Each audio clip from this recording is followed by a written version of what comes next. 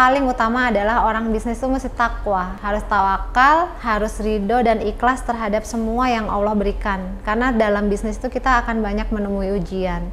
Nggak ada yang nggak cocok. Bisnis itu sebenarnya semuanya adalah mentalnya harus kuat gitu loh. Kalau kamu mau berhasil, kamu harus maju terus, nggak boleh nyerah gitu kan.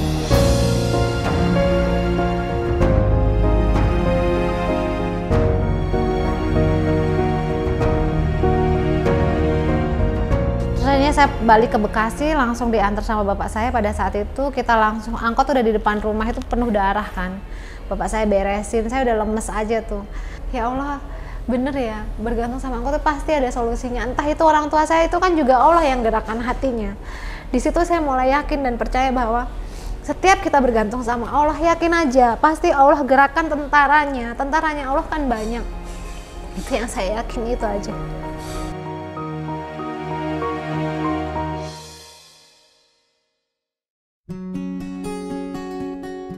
Saya Poppy Dian Hartini, saya pemilik X Hall yang bergerak di telur saat ini sebagai distributor berwilayah di Tambun, Mustika Jaya.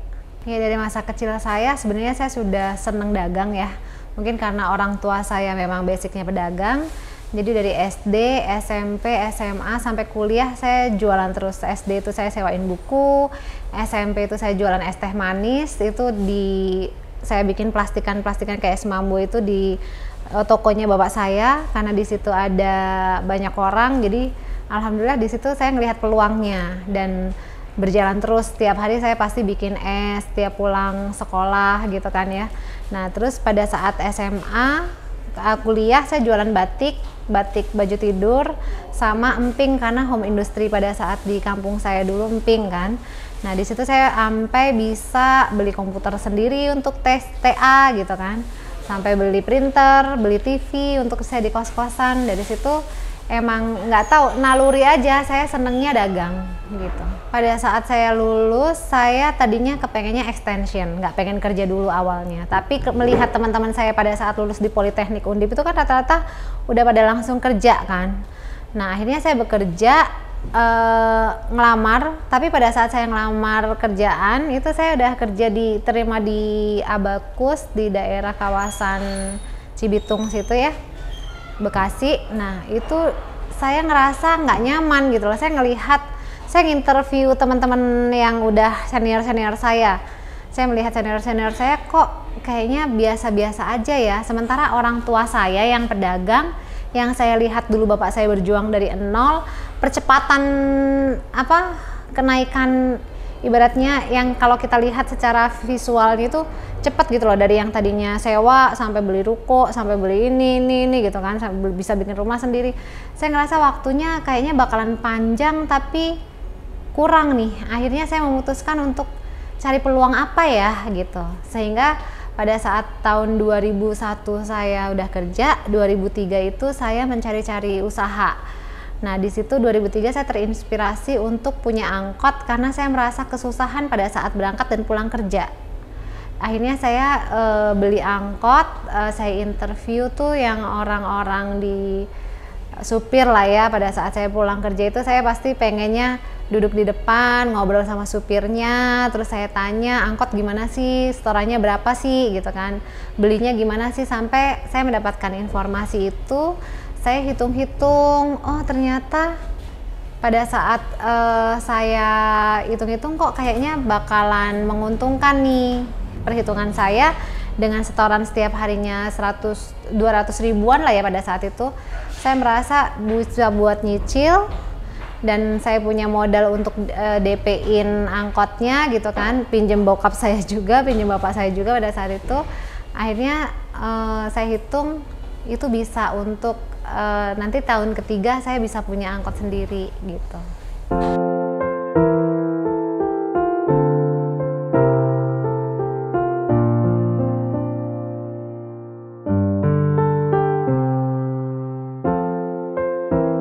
Ternyata bisnis itu kan nggak gampang ya. Bisnis itu ternyata memang, saya yakin semua orang berbisnis tuh pasti menemukan ujian.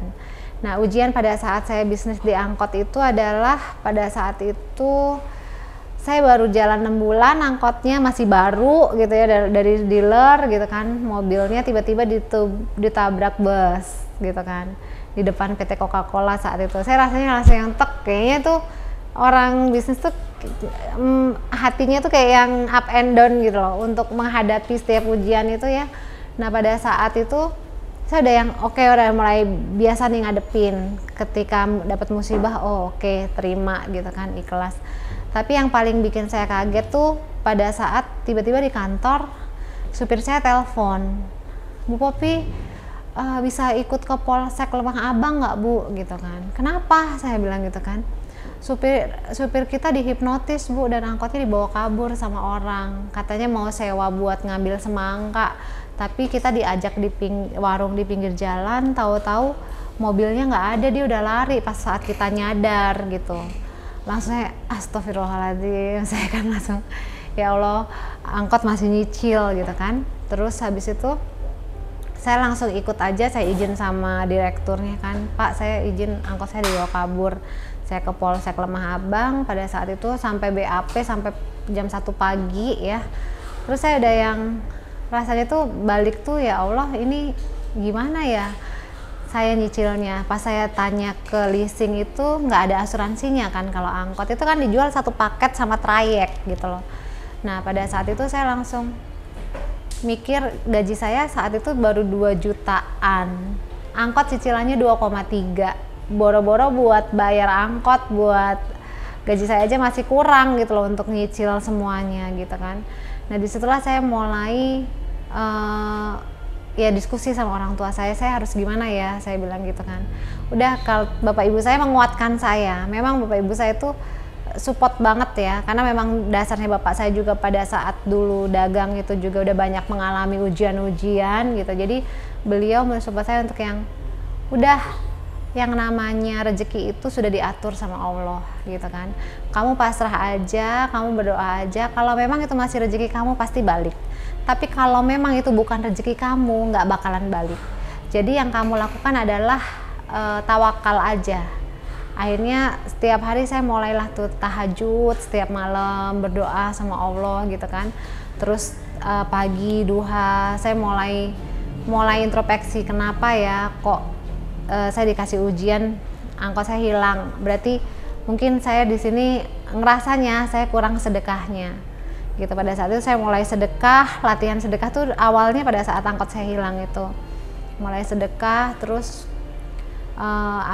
saya mulai tahajud, duha itu setiap hari sampai tiba-tiba udah 1 bulan nggak berasa, saya lagi di angkot pulang kerja itu saya ditelepon, ada telepon masuk asing gitu kan nomornya, terus dengan Bu Popi, ya betul ibu yang kehilangan angkot, iya benar gitu kan, ini dari Polres Metro Bekasi, angkot ibu udah ketemu, besok ibu bisa ke Polres ya buat ngambil katanya.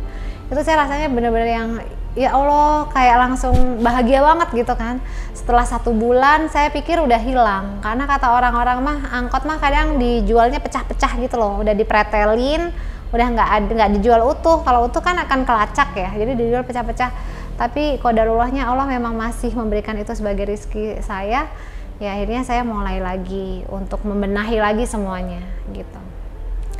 Nah setelah itu berjalan, tiba-tiba nggak selang lama lah, nggak sampai setahun, mungkin sekitar 6 bulan lebih itu saya kan kalau lebaran itu pasti pulang ke Batang ya, nama kota saya Limpung di sana. Nah itu saya pulang ke Limpung itu saya lagi Idul Adha, baru selesai sholat Id, terus kan biasa bakar-bakar sate tuh ya. Habis selesai bakar sate, siang itu lagi makan siang nih sama bapak saya di ruang tengah nonton TV gitu. Tiba-tiba ada acara patroli gitu kan, di patroli ada berita supir K39C dibunuh karena rebutan penumpang, dicelurit sininya. Saya lihat salah satu supir itu kan ada 2 supir, 2 kenek ya, shift-shiftan. Salah satu supir saya ada di situ gitu loh, kelihatan lagi gotong-gotong di rumah sakit Karya Medika waktu itu. Terus saya akhirnya investigasi ke staf saya di kantor, karena saya memang masih kerja juga. Saya tanya, coba cari tahu di rumah sakit Karya Medika itu angkot siapa yang supirnya dibunuh. Terus kata bapak saya, bukan punya kamu, kan K39 saya itu 120 unit, kamu baru punya 1, bukan, kata bapak saya gitu kan. Tapi perasaan saya nggak enak gitu loh. Terus akhirnya saya telepon lagi, staf di kantor bilang, iya bu, mobil ibu, katanya. Wah, itu saya langsung terpukul, nangis saat itu juga. Saya langsung, ya Allah, kok cobaannya bertubi-tubi banget nih bisnis gitu kan. Kayaknya aku nggak cocok deh pak, saya bilang kan. Pak, saya nggak cocok deh kayaknya bisnis angkot. Ini bisnisnya laki-laki, saya bilang gitu kan, bukan perempuan. Terus kata bapak saya, nggak ada yang nggak cocok. Bisnis itu sebenarnya semuanya adalah mentalnya harus kuat gitu loh. Kalau kamu mau berhasil, kamu harus maju terus, nggak boleh nyerah gitu kan. Terus akhirnya saya balik ke Bekasi, langsung diantar sama bapak saya. Pada saat itu kita langsung, angkot udah di depan rumah itu penuh darah kan. Bapak saya beresin, saya udah lemes aja tuh. 3 bulan saya trauma.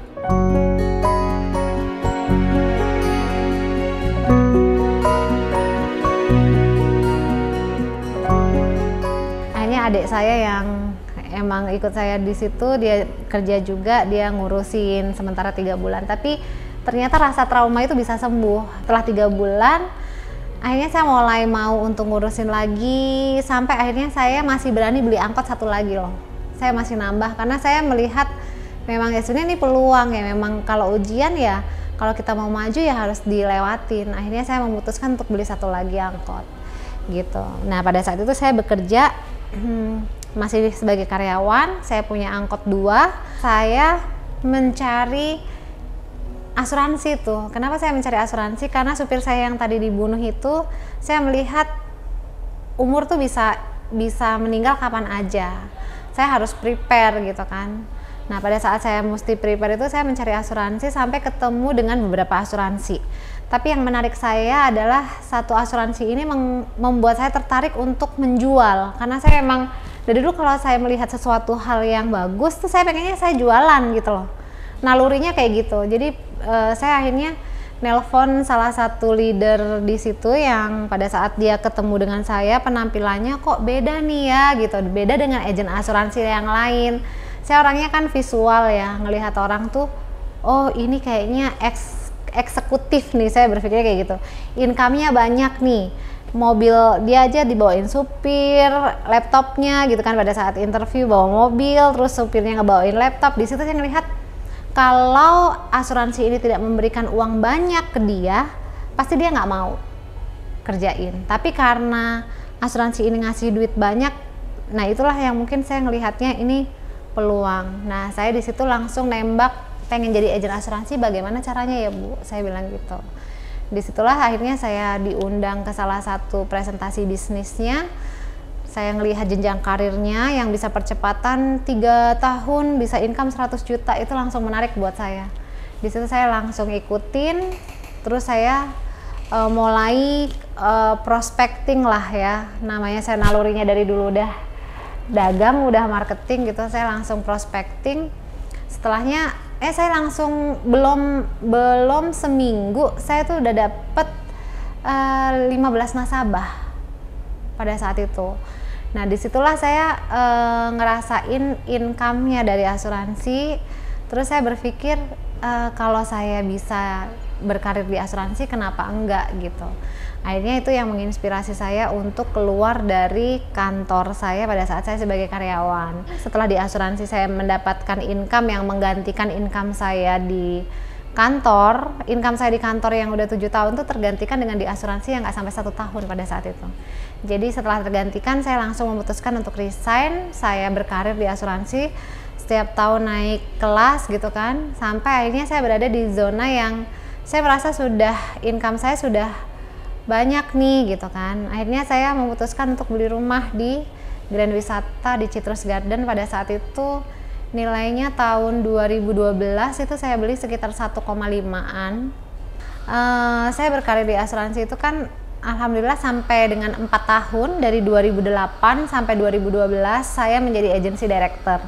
Pada saat saya menjadi agency director itu saya punya income itu sampai dengan 70 juta sebulan.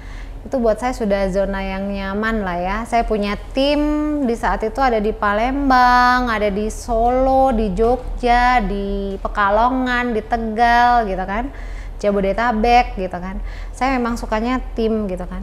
Nah di situ level ternyaman saya itu.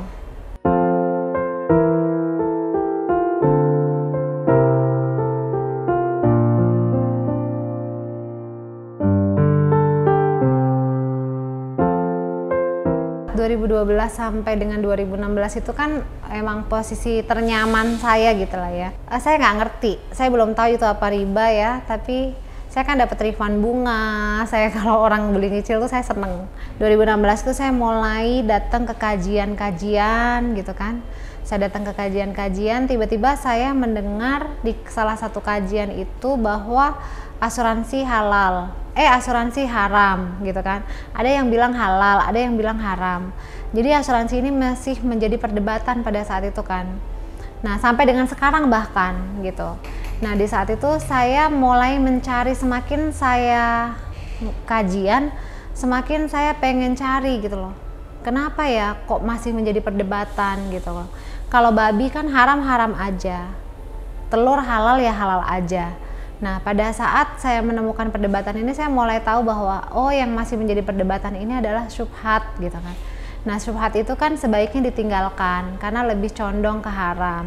Nah pada saat itulah saya mulai ragu, apakah saya ada di tempat yang benar, apakah saya berada di kerjaan yang Allah ridhoi ya. Dengan ujian saya yang kemarin-kemarin itu saya flashback lagi, kayaknya ujian saya banyak gitu kan, yang sudah nimpa saya banyak gitu loh. Apa karena ini dari pekerjaan yang saya rasa saya meragukan gitu loh, ini halalnya tuh saya ragu gitu kan. Nah pada saat sesuatu yang ragu itu saya mulai yakin untuk saya meninggalkan. Nah di saat itu saya mulai diskusilah sama orang tua saya beranikan diri untuk saya bicarakan, Pak Bu saya sengaja pulang ke Batang itu, saya diskusi sama orang tua saya bilang, Pak Bu, saya kok semakin nggak yakin dengan pekerjaan ini ya. Saya bilang, saya udah nggak ada hati di situ. Pada saat saya ragu itu kan nggak bisa saya, yang tadinya saya kalau ke kantor itu semangat, antusias gitu ya. Tiba-tiba tuh saya mau tepuk tangan aja kayak nggak bisa tepuk tangan gitu loh. Mau presentasi ke orang untuk prospek gitu ya, mau ngomong sama orang itu saya udah mulai, lidah saya tuh berasa keluh gitu loh. Nah di situ saya terus berdoa kan sama Allah. Saya bilang, ya Allah tunjukkan saya apa yang harus saya putuskan ya untuk ini gitu loh. Yang penting saya tuh pengennya tuh dapat ridhonya Engkau gitu kan. Nah pada saat saya terus berdoa, saya tahajud gitu kan, terus saya berdoa terus Allah tuh semakin membuat saya itu ragu, semakin membuat saya ragu. Bahkan sampai satu hari di saat saya keraguan saya yang benar-benar saya ragu banget itu, satu hari ada agen saya, teman kuliah saya gitu kan, yang menjadi agen saya, tiba-tiba dia telepon saya bilang, Pop ini saya dimaki-maki orang nih Pop gitu kan. Dia masukin uang itu totalnya ada 4 polis buat anak istrinya sama dia, anaknya 2 kan. Itu masuk uangnya udah banyak, tapi ternyata di rekening tuh cuman ada sedikit Pop, nggak sampai 50% aja nggak sampai gitu loh. Terus dia saya sampai mau disantet lah apalah gitu kan. Terus di situ saya langsung bilang ke diri saya sendiri, ya Allah tunjukkan ke saya kalau memang ini adalah petunjukmu untuk untuk saya meninggalkan ya, saya ikutin gitu loh. Karena pada saat itu saya benar-benar ada di keraguan loh, galau banget gitu kan. Terus habis itu saya datang ke kantor pusat, orang nasabah ini datang. Nasabah ini udah ngancam-ngancam mau menjelurit lah apa segala macam, dan ternyata bener di meja resepsionis itu dia tunjukin pisaunya. Dia nggak terima, dia bilang gini, saya nyari uang susah payah, dia bilang gitu kan, tapi uang saya nggak ada katanya, bahkan 50%-nya pun nggak ada. Kalian tuh bener-bener ibaratnya tuh ngezolimin saya, dia bilang gitu kan. Di situ saya tuh langsung yang terpukul, rasanya tuh saya langsung yang, ya Allah, apa nanti orang-orang akan datang ke saya buat minta pertanggungjawaban yang kayak gini ketika uangnya nggak sesuai gitu kan. Di situ saya langsung yang memutuskan untuk saya yakin saya harus meninggalkan ini gitu. Disitulah keyakinan saya akhirnya bilang sama bapak ibu saya kejadiannya. Nah pada saat pekerjaan saya tinggal satu-satunya di asuransi itu, di saat itu juga saya yang sudah sangat ragu dan harus meninggalkan itu, saya berpikir nggak apa-apa gitu loh, nggak apa-apa, saya tergantungnya sama Allah aja Pak, saya bilang gitu. Nah disitulah ketika saya yakin Allah tuh datangkan orang-orang yang memang satu frekuensi ya. Kata Allah kan ketika kita pengen hijrah itu Allah akan datangkan orang-orang juga yang baik gitu kan. Nah saat itu saya dipertemukan dengan Pak Happy Trenggono dan Ustadz Ari Ismail, founder Lariba Islamic Indonesia. Di situ saya mulai belajar tentang apa itu riba, asuransi, mulai kajian muamalah lah ya, harta haram kontemporer itu. Terus akhirnya Pak Happy yang saya baca punya hutang 63 miliar sampai dia meninggalkan riba itu, dan akhirnya dia bisa take off bahkan sampai berapa kali lipatnya gitu ya. Itu menguatkan saya untuk semakin meninggalkan gitu. Akhirnya pada saat itu saya memutuskan untuk ya saya yakin saya harus pergi.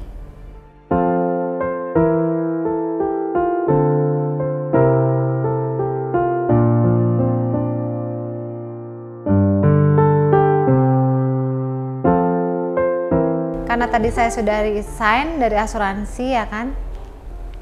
Saya resign dari asuransi itu, akhirnya saya memutuskan untuk meninggalkan zona nyaman saya, yang rumah yang udah saya beli dari hasil asuransi yang saya cicil gitu kan. Pada saat itu nilainya sebenarnya 2,5 M-an pada saat tahun 2018 atau 2019 tuh ya, saya jual, saya lupa. Itu saya tinggalkan gitu kan. Terus akhirnya mobil saya yang CX-5 Mazda pada saat itu juga saya harus tinggalkan. Akhirnya saya ngontrak rumah di rumah yang kecil di Grand Wisata juga. Terus saya ganti mobil yang kecil gitu kan, sampai saya punya uang sisa itu 400 juta tahun 2019 gitu kan. Nah 2019 saya punya sisa uang 400 itu, saya akhirnya bisnis untuk buka PT yang berhubungan sama Telkom lah pada saat itu. Tapi ternyata pada saat berjalannya waktu ketemu pandemi, akhirnya produksinya nggak sesuai sama biaya operasional gitu kan, nilai omset marketnya itu nggak sesuai gitu kan. Nah pada saat itu saya memutuskan untuk cari bisnis apa ya pada saat pandemi ini gitu. Disitulah telur menginspirasi. Pada saat pandemi itu menjadi inspirasi saya untuk bisnis telur gitu, karena pada saat itu orang-orang lagi gencar-gencarnya bansos kan, pengen nganterin tetangganya telur, pengen ngasih, kan yang kena isoman kan nggak boleh keluar kan, paling gampang kan ngasih tuh telur. Nah akhirnya saya broadcast tuh di grup, saya jual telur, dapat list order berapa ya, saya tes pasar. Nah pada saat saya tes pasar ternyata orderan saya itu sampai 1 ton gitu. Nah pada saat setelah 1 ton itu, karena memang dulunya adik saya juga peternak gitu kan, lingkungan bapak saya juga banyak peternak.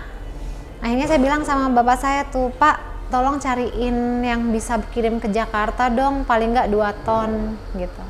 Nah saat itu bapak saya nyari, dapatlah tuh orang ngirim 1,8 ton.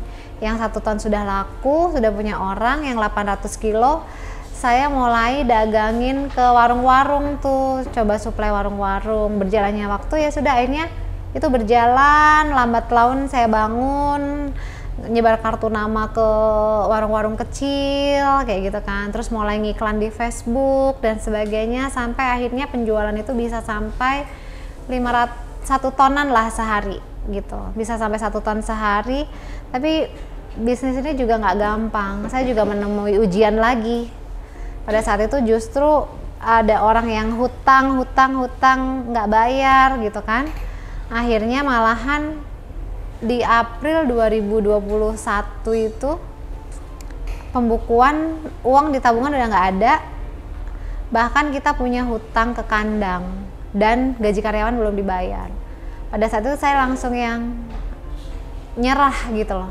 Akhirnya tutup dulu tuh toko saya, tutup. Terus saya bingung tuh untuk memutuskan apakah mau mulai lagi atau enggak gitu. Disitulah saya benar-benar kayak yang mulai berpikir, kita mau ketemu sama kemenangan atau mau mundur nih. Kalau mundur udah pasti saya gagal, saya benar-benar gagal. Tapi kalau saya coba untuk maju lagi, mungkin Allah sudah siapkan kemenangan di depan yang lebih dekat gitu loh. Akhirnya dalam waktu 1 minggu saya berpikir ulang untuk buka lagi atau terus tutup, karena sebenarnya uang udah nggak ada nih, udah minus posisinya. Tapi kalau dibilang titik terendah, itu bukan titik terendah saya. Titik terendah saya itu justru pada saat saya proses hijrah dari asuransi.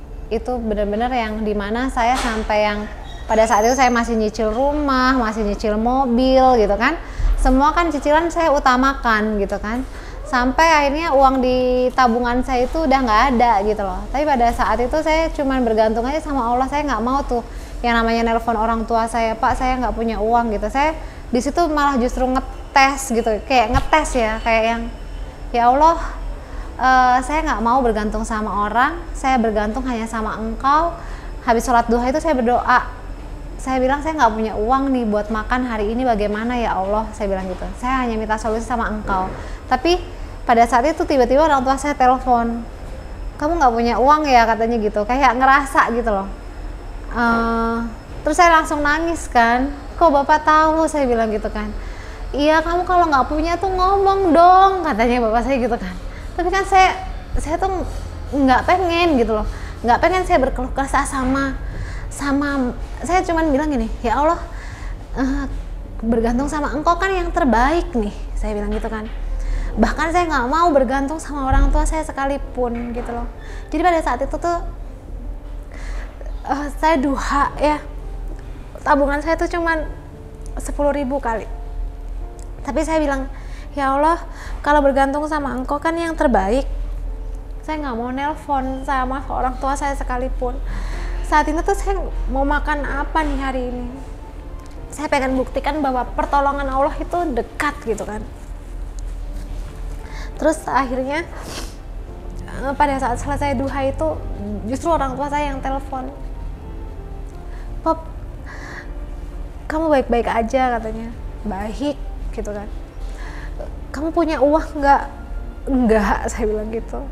Terus bapak saya, kenapa kamu nggak ngomong? Saya udah berdoa sama Allah, tapi saya nggak mau minta-minta. Udah langsung sama bapak saya ditransfer tuh. Saya baru yang, ya Allah, bener ya, bergantung sama Engkau tuh pasti ada solusinya. Entah itu orang tua saya itu kan juga Allah yang gerakkan hatinya. Di situ saya mulai yakin dan percaya bahwa setiap kita bergantung sama Allah, yakin aja pasti Allah gerakkan tentaranya. Tentaranya Allah kan banyak. Itu yang saya yakin, itu aja. Nah, disitulah saya mulai benar-benar yang menggantungkan hidup saya itu hanya ke Allah aja. Saya nggak mau tergantung sama manusia, saya bilang gitu.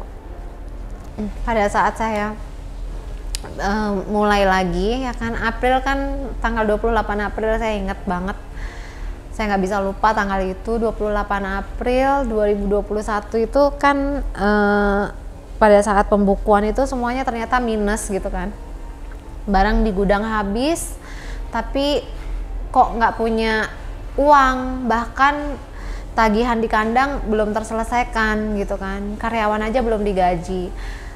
Saat itu saya bilang sama orang tua saya, itu kan saya sebelumnya ada partner lah ya, ada partner dan manajemennya dia yang pegang gitu. Nah setelahnya saya bilang sama orang tua saya, ini gimana ya Pak, saya mau jalan lagi atau saya mau pulang. Terus bapak ibu saya bilang, kamu mau belain apa, udah minus, kamu udah berusaha tapi ternyata hasilnya minus gitu kan, lebih baik kamu pulang aja.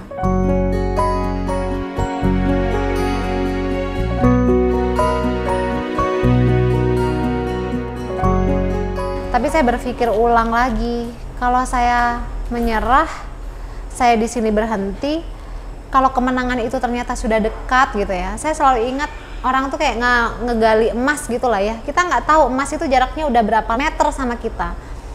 Saya sudah menggali ini gitu loh, sudah punya pelanggan gitu loh. Tapi kalau saya mundur, artinya saya sudah nggak akan nambang lagi itu kan. Tapi kalau saya maju, siapa tahu itu udah deket gitu. Jadi akhirnya saya bilang, tolong support saya Pak, saya mau tetap lanjut gitu kan. Saya juga berdoa, ya Allah saya lanjutkan atau enggak ya. Saya istikharah, saya tahajud istikharah, terus akhirnya Allah memantapkan saya untuk yang jalan terus, bismillah gitu kan. Kalaupun nanti pada akhirnya gagal, ya setidaknya kamu sudah mencoba lagi gitu. Akhirnya tanggal 2 Mei lah ya, belum ada seminggu itu, saya mulai lagi, saya ngomong sama karyawan lagi, saya bilang, ya udah, saya start awal lagi, kalian masuk lagi mau nggak? Sekarang kalian jadi karyawan saya saja full. Terus akhirnya karyawan semua terima, saya interview ulang, saya gajinya saya perhitungkan ulang, tapi saya bayar gaji mereka yang belum terbayarkan gitu kan. Nah setelah itu saya benar-benar yang di situ, ya Allah, saya ikhtiar tapi hasil milik Engkau. Hasil itu bukan wilayah saya, hasil wilayahnya Allah gitu kan. Tapi ikhtiar usaha wilayah saya. Jadi saya maksimalkan ikhtiar, saya benar-benar yang ingat cuman janji Allah tuh kalau kita bertakwa, kita tawakal, kita taat, Allah tuh ngasih kita keberuntungan, ngasih kita. Bahkan saya minta, ya Allah jauhkan saya dari perdagangan yang merugi, saya bilang gitu. Tapi pada saat berjalannya 3 minggu, saya mulai benar-benar gencar untuk jualan partai gitu ya.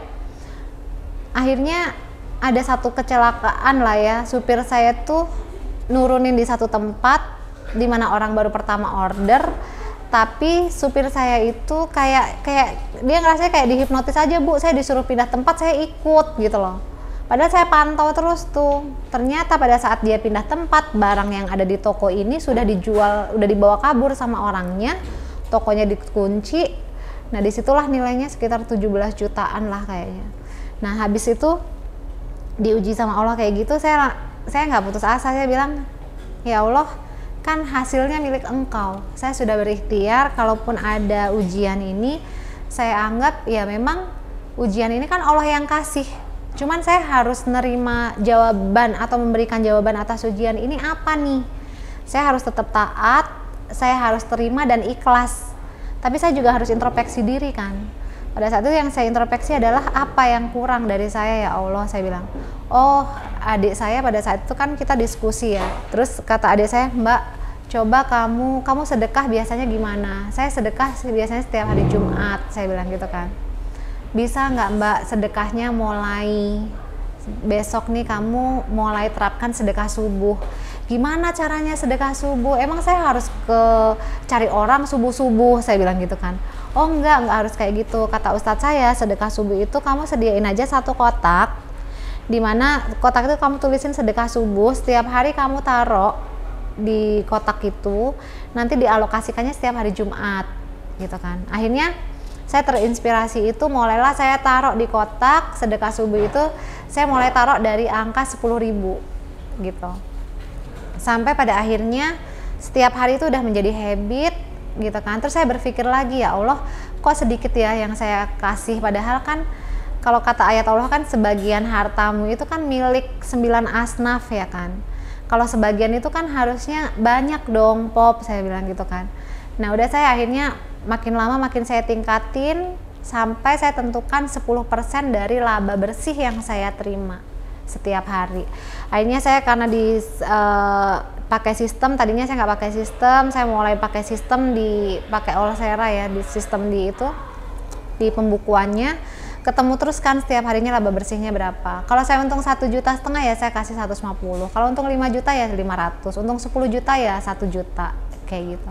Sampai, dan ternyata itu mengalami percepatan. Allah jawab, kan emang janji Allah ya, kalau kita mengeluarkan kan pagi-pagi tuh malaikat mendoakan, ya Allah gantikan dengan yang jauh lebih baik, kan malaikat berdoa. Dan kalau orang yang kikir habiskan atau gimana tuh ya hadisnya kan.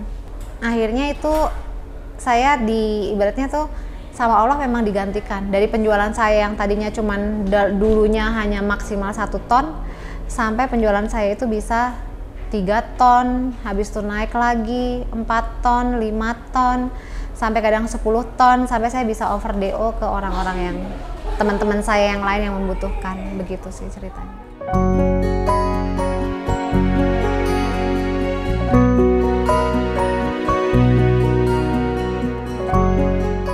Kalau mereka pengen bisnis telur, mereka harus punya tempat gitu kan, punya tempat di mana tempatnya itu harus yang strategis. Strategis itu artinya yang padat penduduk dan gampang banyak dilaluin orang lah ya, jangan yang ngumpet gitu, supaya orang tuh lihat, karena telur itu kan sebenarnya kebutuhan pokok yang orang semuanya butuh, semua orang di rumahnya, di kulkasnya ada telur kan.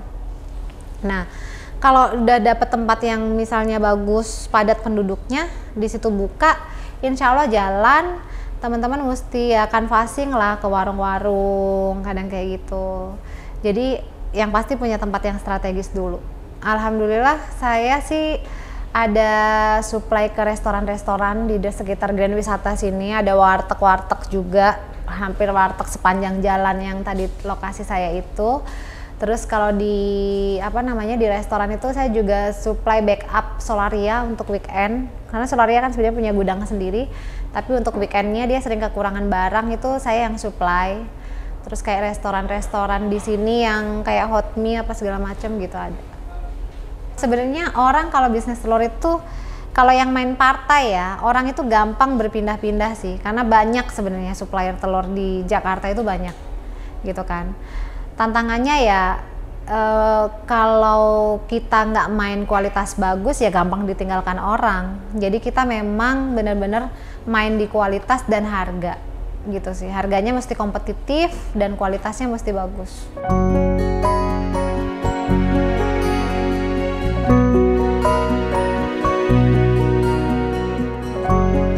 Buat teman-teman yang ingin memulai bisnis telur, mungkin belum tahu, teman-teman bisa cek di X_Hall, X_Hall, di situ ada kontak saya gitu ya. Nah, teman-teman kalau untuk memulainya paling nggak punya tempat dulu deh di daerah yang strategis, padat penduduk, pilih di situ gitu kan. Jualannya juga mulai bisa ecer, partai, grosir kayak gitu. Nah, itu teman-teman bisa hubungin saya, nanti bisa saya supply untuk kualitas yang bagus dengan harga yang kompetitif. Sebenarnya bisnis itu bukan soal untung rugi, tapi bisnis itu juga soal halal haram. Jadi pada saat kita berbisnis itu ya kita harus benar-benar, menurut saya yang paling utama adalah orang bisnis itu mesti takwa gitu loh. Harus tawakal, harus ridho dan ikhlas terhadap semua yang Allah berikan, karena dalam bisnis itu kita akan banyak menemui ujian. Pada saat kita menjalani bisnis itu jangan gampang menyerah, karena kalau menyerah itu ya udah pasti gagal gitu loh.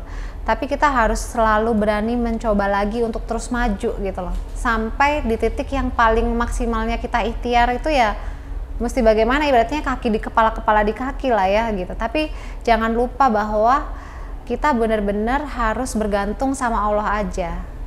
Dan hasilnya itu kan bukan wilayah kita ya, hasil wilayah Allah. Kalau kita sudah pasrah, kalau kita sudah ikhlas terhadap ujian yang datang di kita, insya Allah pasti akan kasih yang terbaik kok gitu. Kan sepanjang ujian itu kan sebenarnya kalau menurut saya ujian itu adalah kuncinya kita ridho dan ikhlas pada saat nerima ujian. Nggak protes, nggak ngeluh. Kalau masih jawabannya protes, ngeluh, kayaknya diuji lagi deh. Tapi kalau kita sudah oke, ya Allah, saya terima, saya ikhlas, saya ridho akan setiap ujian Engkau, dan saya akan tetap lanjutkan ikhtiar ini, bagaimanapun hasilnya saya serahkan kepada Engkau, insya Allah Allah akan kasih jawaban yang paling indah.